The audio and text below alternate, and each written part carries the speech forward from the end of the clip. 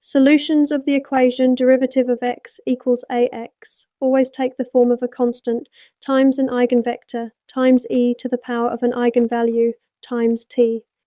Let's solve the system where A is the matrix with first row 4, 2 and second row 3, -1.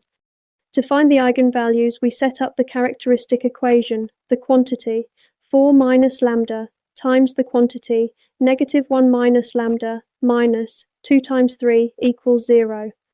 Expanding this out gives lambda squared minus 3 lambda minus 10 equals 0, which factors as the quantity lambda minus 5 times the quantity lambda plus 2 equals 0.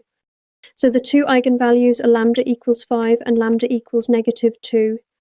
For the eigenvalue 5, we solve the equation a minus 5 times the identity matrix times the vector xy equals 0. This gives -1x plus 2y equals 0, so x equals 2y, and the eigenvector is the vector 2, 1.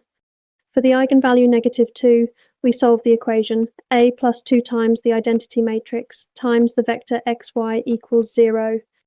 This gives 6x plus 2y equals 0, so y equals -3x, and the eigenvector is the vector 1, -3. The general solution is a constant times the vector 2, 1 times e to the power of 5t plus another constant times the vector 1, -3 times e to the power of -2t. To check, substitute each eigenvector back into its defining equation. A times the eigenvector should equal the eigenvalue times the eigenvector.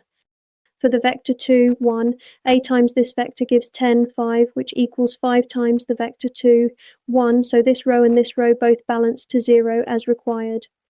For the vector 1, -3, A times this vector gives -2, 6, which equals -2 times the vector 1, -3, so both rows balance to 0, confirming our solution is correct.